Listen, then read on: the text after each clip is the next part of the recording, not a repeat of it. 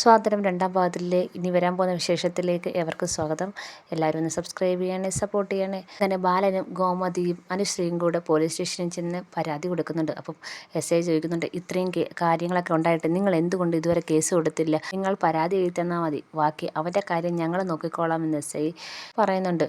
അവൻ ഇത്ര വലിയൊരു ചതി എൻ്റെ മകളോട് കാണിച്ച കാര്യം ഞങ്ങളിപ്പോഴാണ് അറിഞ്ഞത്. അപ്പം SI അനുശ്രീ ചോദിക്കുന്നുണ്ട്, കുട്ടി എന്താണ് ഇതിനെതിരെ പ്രതികരിക്കാഞ്ഞത്, പരാതി തരാഞ്ഞത് എന്താണെന്ന് ചോദിക്കുകയാണ്. അപ്പോൾ അനുശ്രീ പറയുന്നുണ്ട്, സാറേ എൻ്റെ കല്യാണ തലേന്ന് എന്നെ തട്ടിക്കൊണ്ടുപോയി ഒരു രാത്രി മൊത്തം അവൻ്റെ കൂടെ കഴിഞ്ഞെന്ന് വരുത്തി തീർത്ത് എൻ്റെ അച്ഛനും അമ്മയും അവമാനിക്കണം, അതാണ് അവൻ്റെ ഉദ്ദേശം. പക്ഷേ അങ്ങനെ നടക്കാതിരിക്കാനാണ് ഞാൻ സ്വയം താലി കെട്ടി അവൻ്റെ ഭാര്യയായി ഇത്രയും നാൾ അഭിനയിച്ചത്. ഇനിയും എൻ്റെ അച്ഛനും അമ്മയും നാണം കെടുത്താൻ എനിക്ക് ഉദ്ദേശമില്ലായിരുന്നു, അതുകൊണ്ടാണ് ഞാനിതെല്ലാം മറച്ചു വെച്ചതെന്ന് പറയാണ്.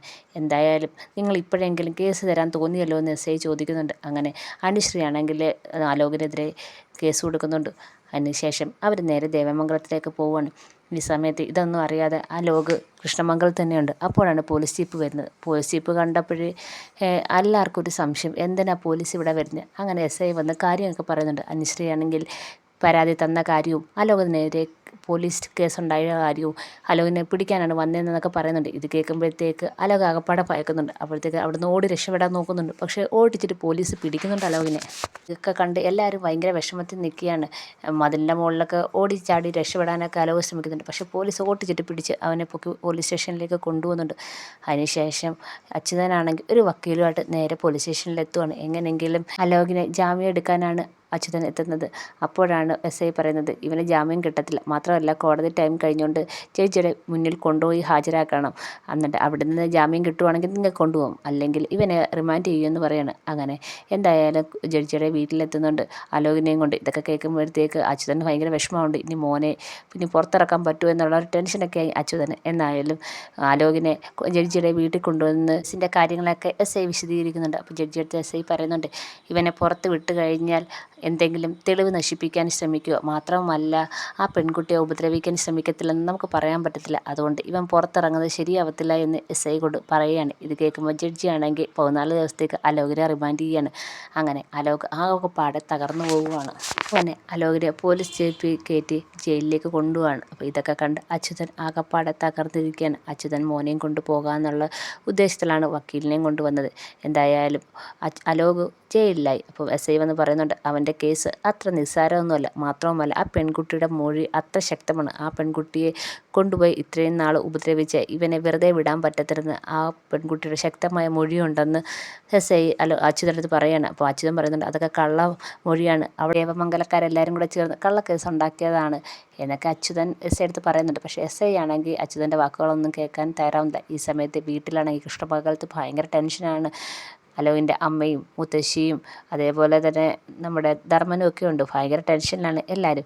അപ്പം അലോകിൻ്റെ അമ്മ പറയുന്നുണ്ട്, എൻ്റെ മോന് ജാമ്യം കിട്ടിയാൽ മതി, അവൾ കള്ളക്കേസ് കൊടുത്തേക്കുവാണ് എന്നൊക്കെ പറയുന്നുണ്ട്. അപ്പം മുത്തശ്ശി പറയുന്നുണ്ട്, അലോക് നമ്മുടെ മോനൊക്കെയാണ്, അതൊക്കെ സമ്മതിച്ച് നമ്മുടെ കുട്ടി തന്നെയാണ്, പക്ഷെ അവൻ ചെയ്ത ചെറ്റത്തരം സഹിക്കാൻ പറ്റത്തില്ല, ഒരു പെൺകുട്ടിയും സഹിക്കത്തില്ല എന്ന് പറയാണ്.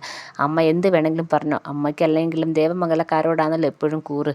അനുശ്രീയുടെ സൈഡിൽ നിന്ന് അമ്മ പറഞ്ഞോ, പക്ഷേ എനിക്ക് എങ്ങനെയായാലും എൻ്റെ മോന് ഈ കേസിൽ നിന്ന് ഊരിപ്പോകണം, അത് മാത്രമേ ഞാൻ ചിന്തിക്കുന്നുള്ളൂ എന്ന് പറയാണ്. അങ്ങനെ അവർ സംസാരിച്ചുകൊണ്ടിരിക്കുമ്പോഴാണ് അച്യുതൻ വരുന്നത്.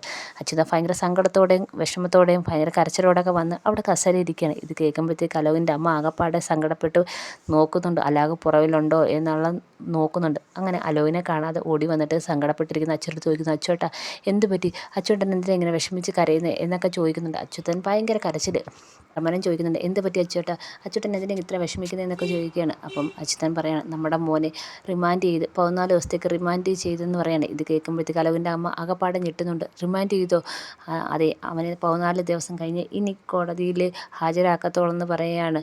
അനുശ്രീയുടെ മൊഴി അത്രയും ശക്തമാണെന്ന് SI പറഞ്ഞതെന്ന് അച്യുതൻ പറയാണ്. ഇതൊക്കെ കേൾക്കുമ്പോഴത്തേക്ക് അലോകിൻ്റെ അമ്മ ആകപ്പാടെ തകർന്ന അവസ്ഥയാണ്. മുത്തശ്ശിക്കും ഭയങ്കര സങ്കടത്തോടെ കരയുകയാണ്. ധർമ്മന് ഒരിക്കലും പ്രതീക്ഷിച്ചില്ല ബാലനും കുടുംബവും ഇങ്ങനെ ചെയ്യുമെന്ന്. അപ്പോഴത്തേക്ക് അലോകിൻ്റെ അമ്മ പൊട്ടിക്കരഞ്ഞുകൊണ്ട്, ഇന്ന് ഞാൻ ദേവമംഗലം കത്തിക്കും, ഗോമതി സ്റ്റോഴ്സ് കത്തിക്കും എന്നൊക്കെ പറഞ്ഞുകൊണ്ട് ദേവമംഗലത്തിലേക്ക് കരഞ്ഞുകൊണ്ട് ഓടാൻ ഒരുങ്ങുകയാണ്. ഭയങ്കര ദേഷ്യവും വാശിയൊക്കെ ഉണ്ട്. അപ്പം ധർമ്മം പെട്ടെന്ന് പിടിച്ചു നിർത്തുന്നുണ്ട്. അപ്പം ധർമ്മൻ്റെ കൈ തട്ടിയൊക്കെ മാറ്റാൻ നോക്കുന്നുണ്ട്. അച്യുതനും എണീച്ച് വരുന്നുണ്ട്. മുത്തശ്ശിയൊക്കെ എല്ലാവരും എണീച്ച് വന്ന് അലോകിൻ്റെ അമ്മയെ പിടിക്കാൻ നോക്കുന്നുണ്ട്. ഇല്ല, എന്തായാലും ഞാൻ ഇന്ന് ദേവമംഗലം കത്തിക്കും. എൻ്റെ മോൻ അങ്ങനെ ജയിലിൽ കിടത്തിയിട്ട് അവരങ്ങനെ സന്തോഷത്തോടെ ജീവിക്കേണ്ട, ഇന്ന് ഞാൻ കത്തിക്കുക, അവളെ ഞാൻ ഇന്ന് ശരിയാക്കും എന്നൊക്കെ പറയുന്നുണ്ട്. അങ്ങനെ ദേഷിച്ച് പോവാൻ ഒരുങ്ങുന്ന അലോകിൻ്റെ അമ്മയോടെ ധർമ്മം പിടിച്ചു നിർത്തിയിട്ട് ചോദിക്കുകയാണ്, ചേച്ചി ഇപ്പോൾ അങ്ങോട്ട് പോയിട്ട് എന്ത് ചെയ്യാൻ പറ്റും? അവിടെ ചെന്ന് വഴക്കുണ്ടാക്കിയെന്നും പറഞ്ഞുകൊണ്ട് നമ്മുടെ അലോകിനെ പുറത്തിറക്കാൻ പറ്റുമോ? ഒരിക്കലും ഇല്ലല്ലോ. പിന്നെ അങ്ങോട്ട് ചെന്ന് വഴക്കുണ്ടാക്കിയിട്ട് എന്ത് ചെയ്യാൻ പറ്റും എന്ന് ധർമ്മൻ അലോകിൻ്റെ അമ്മയടുത്ത് ചോദിക്കുന്നുണ്ട്. അപ്പം അവർ ഭയങ്കര കരയുകയാണ് അലോകിൻ്റെ അമ്മ. അപ്പോൾ അച്യുതൻ സമാധാനിപ്പിക്കുന്നുണ്ട്, നീ വിഷമിക്കേണ്ട എന്നൊക്കെ പറഞ്ഞ് സമാധാനിപ്പിക്കുന്നുണ്ട്. അപ്പോഴത്തേക്ക് അലോകിൻ്റെ അമ്മ പൊട്ടിക്കരയുകയാണ്. അപ്പോൾ ഇതൊക്കെ കാണുമ്പോൾ മുത്തശ്ശിക്കും ഭയങ്കര വിഷമവും വരുന്നുണ്ട്, അതുപോലെ ധർമ്മനും വിഷമം വരുന്നുണ്ട്. അവരാരും പ്രതീക്ഷിച്ചില്ല അനുശ്രീ കൊണ്ടുവന്ന് കേസ് കൊടുക്കുമെന്നും അലോകിനെ റിമാൻഡ് ചെയ്യുന്നൊന്നും പ്രതീക്ഷിച്ചില്ല. ഈ സമയത്താണെങ്കിൽ നമ്മുടെ അനുശ്രീ ആണെങ്കിൽ ദേവമംഗലത്ത് ഭയങ്കര പേടിച്ചിരിക്കുകയാണ്. ഇനി അലോക് എങ്ങാനും പുറത്തിറങ്ങിയാൽ തന്നെ എന്തെങ്കിലും ചെയ്യുമോ എന്നുള്ള പേടിയിലിരിക്കുകയാണ്. ഈ സമയത്താണ് ആര്യൻ വന്ന് പറയുന്നത് അലോകിനെ റിമാൻഡ് ചെയ്തെന്ന്. ഇത് കേൾക്കുമ്പോഴത്തേക്ക് അനുശ്രീക്ക് ഭയങ്കര സന്തോഷമാകുന്നുണ്ട്. അവൻ ചെയ്ത തെറ്റിന് അവന് ശിക്ഷ കിട്ടിയല്ലോ, അതിൻ്റെ ഒരു സന്തോഷത്തിലാണ് അനുശ്രീ. എന്നാലും ഭയം ഉണ്ടായിരുന്നു, കേസ് കൊടുത്തതിന് അവൻ തനിക്കുമെതിരെ എന്തെങ്കിലും ചതി ചെയ്യുമോ എന്നുള്ളൊരു പേടി അനുശ്രീക്കുണ്ടായിരുന്നു. അങ്ങനെ എന്തായാലും അലോക് ജയിലിലെ ദേവമംഗലത്ത് സന്തോഷവും കൃഷ്ണമംഗലത്ത് ഭയങ്കര വിഷമമാണ്. അതിനുശേഷം ധർമ്മനാണെങ്കിൽ ബാലനെ കാണാനായിട്ട് ഇരിക്കുകയാണ്. എന്തായാലും ധർമ്മൻ ബാലനെ കാണാൻ തീരുമാനിക്കുന്നുണ്ട്. തന്നോട് കുടുംബത്തോട് ഈ ചതി ബാലൻ ചെയ്ത എന്തിനാണെന്നറിയാൻ വേണ്ടി ബാലനെ കാണാൻ തന്നെ തീരുമാനിക്കുന്നു. അങ്ങനെ കടയിലേക്ക് പോകുന്ന ബാലനെ ഒരു ദിവസം ധർമ്മൻ പിടിച്ചു നിർത്തുന്നുണ്ട്. അപ്പം ധർമ്മൻ ചോദിക്കുന്നുണ്ട്, നിങ്ങളിൽ നിന്ന് ഒരിക്കലും ഞാൻ പ്രതീക്ഷിച്ചില്ല ഇങ്ങനൊരു ചതി. എൻ്റെ ചേട്ടൻ്റെ മോനാണ്, അവൻ ചെയ്ത തെറ്റൊക്കെയാണ്, പക്ഷേ ഒരിക്കലും അവനെ റിമാൻഡ് ചെയ്യാനുള്ള മനസ്സ് നിങ്ങൾക്കുണ്ടാവുമെന്ന് ഞാൻ ഒരിക്കലും പ്രതീക്ഷിച്ചില്ല. നിങ്ങൾ മഹാചതിയന എന്നൊക്കെ പറയുന്നുണ്ട്. അപ്പം ബാലൻ പറയുന്നുണ്ട്, എൻ്റെ മോളോട് ചെയ്ത ചതിയോ, അത് ഞാൻ എങ്ങനെ അംഗീകരിക്കും? നീ പറയുന്നല്ലോ നിൻ്റെ ചേട്ടൻ്റെ മോൻ ചെയ്തത് തെറ്റാണെന്ന്, അത് നീ സമ്മതിക്കുന്നുണ്ടല്ലോ. അപ്പം ആ തെറ്റ് എൻ്റെ മോളോട് ചെയ്ത് അവനെ ഞാൻ വെറുതെ വിടണോ എന്ന് ചോദിക്കുകയാണ്. അപ്പോൾ ധർമ്മം പറയുന്നുണ്ട്, നിങ്ങൾക്കാണെങ്കിൽ അവനോട് ശത്രുതയുണ്ട് ശരി എന്നും പറഞ്ഞ് കേസ് കൊടുത്തു, അവനെ റിമാൻഡ് ചെയ്യാനുള്ള വിധം ആക്കണ്ടായിരുന്നു. അവൻ്റെ ഭാവി നശിച്ചു പോയില്ലേ, അവൻ ഇനി എങ്ങനെ പുറത്തിറങ്ങി നടക്കും? ഇനി അവൻ എന്തെങ്കിലും ഒരു ഭാവി ഉണ്ടോ എന്നൊക്കെ ധർമ്മം ചോദിക്കുന്നുണ്ട്. അപ്പം ബാലൻ തിരിച്ചു ചോദിക്കുന്നുണ്ട്, അപ്പോൾ എൻ്റെ മോളുടെ ഭാവിയോ? എൻ്റെ മോളുടെ ഭാവി അവനല്ലേ നശിപ്പിച്ചതെന്ന് പറയാണ്. അപ്പം ധർമ്മൻ തിരിച്ച് ബാലനോട് എതിർത്ത് പറയാണ്, നിങ്ങളെ ഞാൻ ഇനി ഒരിക്കലും വിശ്വസിക്കത്തില്ല. എൻ്റെ ചേട്ടന്മാർ പറയുന്നല്ലോ നിങ്ങളൊരു ചതിയനാണ്, നിങ്ങൾ വിശ്വസിക്കാൻ കൊള്ളത്തില്ല എന്ന് പറയാണ്. ഇനി എൻ്റെ ചേട്ടന്മാരെ കൂടെ തന്നെ ആയിരിക്കും ഞാനെന്ന് പറഞ്ഞിട്ട് ധർമ്മനാണെങ്കിൽ ബാലനോട് കൂടുതൽ പിണങ്ങി അവരുടെ വൈരാഗ്യവും ധർമ്മന് ബാലനോടുള്ള വൈരാഗ്യം കൂടിയാണ് ചെയ്തത്. അങ്ങനെ അവിടുന്ന് ധർമ്മം പോവുകയാണ്. ഇതൊക്കെ കാണുമ്പോഴത്തേക്ക് ബാലൻ നല്ല വിഷമമാകുന്നുണ്ട്. എന്തൊക്കെ പറഞ്ഞാലും ബാലന് ധർമ്മനോട് ഒരു പ്രത്യേക സ്നേഹം തന്നെയാണ്. അങ്ങനെ ബാലനാണെങ്കിൽ വിളിക്കുന്നുണ്ട്, പക്ഷെ ധർമ്മൻ ഒന്നും മൈൻഡ് ചെയ്യാതെ അങ്ങ് പോവുകയാണ്. അങ്ങനെ ആകെപ്പാട് ധർമ്മ സങ്കടത്തിലിരിക്കുകയാണ് ബാലൻ. അതിനുശേഷം നമ്മുടെ ദേവമംഗലത്താണെങ്കിൽ എല്ലാവരും ഭയങ്കര സന്തോഷത്തിലാണ്. അനുശ്രീ ആണെങ്കിൽ അലോകിനെ ജയിലിലേക്ക് വിട്ടതിന് തന്നെ എല്ലാവരും കുറ്റപ്പെടുത്തുമെന്നൊക്കെ ഉള്ള ഒരു പേടിയിലിരിക്കുകയാണ്. മുത്തശ്ശി ഉൾപ്പെടെ കുറ്റപ്പെടുത്തുമെന്നുള്ളൊരു പേടിയിരിക്കുകയാണ്.